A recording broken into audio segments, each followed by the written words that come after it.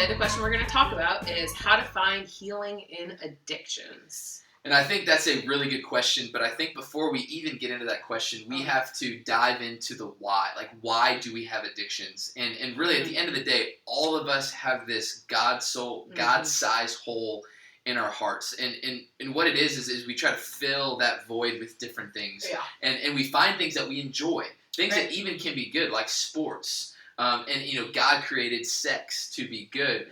But what we do is that we distort it and make it our own. And we start filling ourselves and filling that void with things that we think are going to give us happiness and are going to make us feel fulfilled. But at the end of the day, those things will never happen. And what happens at the end of the day is they end up becoming things we are addicted to. And for me in my life, the way that has showed itself is through an addiction to pornography that I had for 11 years. And so I'm actually really excited to talk about addictions today. Yeah, and I think that we have to, I think we do a really good job here of addressing pornography. I feel like we've created an environment where we can talk about that here, but we would be doing an injustice to a lot of people if we didn't talk about the other things that we're addicted to, the other things that a lot of people struggle with, social media, sports, approval of others. There's just a lot of things that if we don't draw attention to them, we might not even realize they're addictions in our lives. So I think pornography is a huge one, but there are a lot of other addictions out there that people are struggling with. And I think that's important to share because at the end of the day, this is not just a faith talk for people that have addictions that are taboo. Right. The alcohol, the drugs, the jewels, the pornography. And if you're listening to this video, watching this video, and that's not something you struggle with, don't say, I'm checking out of it. Right. That also leads into, hey, there are many different forms of addiction and also many different degrees of addiction. And so if someone came up to me and they said, Ben, how do I find biblical healing in addiction? The first thing that I would tell them is get involved in biblical community. A verse I always go to, and if you've ever been at the well, you've heard this verse, is Hebrews 10, 24 and 25. And it says, and let us consider how to stir up one another to love and good works, not neglecting to meet together, as is the habit of some, but encouraging one another, and all the more as you see the day drawing near. That we need people in our lives. Honestly, what we need to do is we need to invite people to be nosy. To get involved not just in the good things in our lives, the things that we want to celebrate, but to get involved in the things that are uncomfortable and the things that we don't necessarily want to talk about because we need people. Yeah, and I feel like sometimes especially it's easy to share the good and the happy, but sometimes the ugly. It's hard to share with other people. It's either embarrassing or we're just not comfortable sharing it. But it says in 1 Corinthians 10:13, it says, no temptation has come upon you except what is common to humanity. But God is faithful. He will not allow you to be tempted beyond what you are able. But with the temptation, he will also provide a way out so that you may be able to bear it. And I think the important part in this, the whole verse, but specifically when it says, nothing has come upon you except what is common to humanity. Whatever you're going through, you're not the only person going through. And the enemy wants us to make us feel alone and isolated. And if we keep our addictions in the dark, he's winning. But it's not just us going through what we're going through. We have to open up to other people and rely on other people to help us heal ourselves from this addiction. And because of isolation and because of the stigma we put on ourselves, we become an island. Yeah, absolutely. And this is the thing that we need to understand. I realized this over years of trying to do it by myself. I'm not strong enough. 100%, yeah.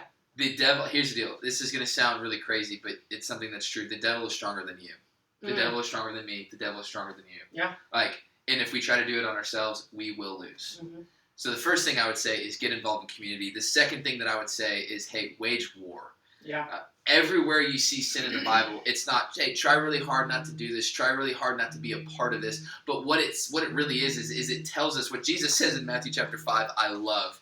It's a Sermon on the Mount. He's talking about lust. And really what he's trying to show in Matthew 5 is he's trying to show that, hey, all of us struggle with sin. Right. It talks about adultery, and people can say, well, I haven't cheated on my wife, so I haven't committed adultery. But Jesus says, hey, if you even look at a woman and have lust in your heart, you've already sinned again. So you've already committed adultery in your heart. And what he says in there, to get over this lust, he says in verse 30, and if your right hand causes you to sin, cut it off and throw it away, for it is better for you to lose one of your members than that your whole body go to hell. And that verse before that, it says to gouge out your eye. So he says it's better for you to gouge out your eye or cut off your hand than for you to continue to struggle in that sin. Mm-hmm. And it's not actually saying, hey, you need to actually do these things, but he's saying that's how serious you need to take this. That you need to be willing to cut it off. And for an example, there's a guy that came up to me the other day, and knowing my addiction to pornography, he was just asking me what I do. And so he just asked, like, hey, what did you do to get over this? And I kind of told him that I don't have internet on my phone. I don't have apps on my phone. Mm-hmm. And he goes, wow, that's crazy, man. Like that's a little legalistic, it sounds like to me. And I said, well, what about you, man? He goes, well, I struggle with pornography. I was like, okay, so like, tell me, how do you access pornography? And he says, oh, I access it on my phone. And I said, okay, where's your phone? And he takes it out of his pocket. And I say, oh, I thought you said you were struggling with pornography. He goes, I am. I go, you're not struggling, man. You're walking around with it in your pocket. Yeah. Man, if you're struggling with pornography, then gouge out your eye. Get rid of the thing that actually causes you to look at it. Yeah. I mean, same thing. I realized probably in the past year that social media was a huge thing for me. It had become an idol. It had become an addiction. And I would try to just set my phone aside and not pick it up. And I would turn it off for a day and things would be great. And then the next day I would just be on social media and for an absurd amount of time. So I decided the best thing to do was delete all social media off my phone. Because I wasn't strong enough to just not pick up my phone when I thought I could. So, I mean, it seems extreme, but if you're serious about wanting to be healed from this addiction, you have to make bold moves. And for people that have called me legalistic for getting rid of internet and apps, I tell them, hey, you can call it what you want, but I need all the help that I can get. Yeah, absolutely. And because I did that. I struggled. The definition of insanity is doing something over and over again and expecting a different result. It's like I'm an alcoholic and I go to the bar, but I say, hey, like, I'm not going to drink beer or alcohol. I'm just going to drink water. And then I give it a temptation and I get drunk. And then the next morning I wake up and I'm like, idiot, I can't believe I did that. Well, I'm going to the bar tonight and I'm drinking water. I'm going to be strong. Oh, yeah. And then I go to the bar and I get drunk again and I wake up the next morning and I'm like, but this time I'm not going to drink alcohol. And then all of a sudden I do it again. That's insanity. But how often do we do that with addiction?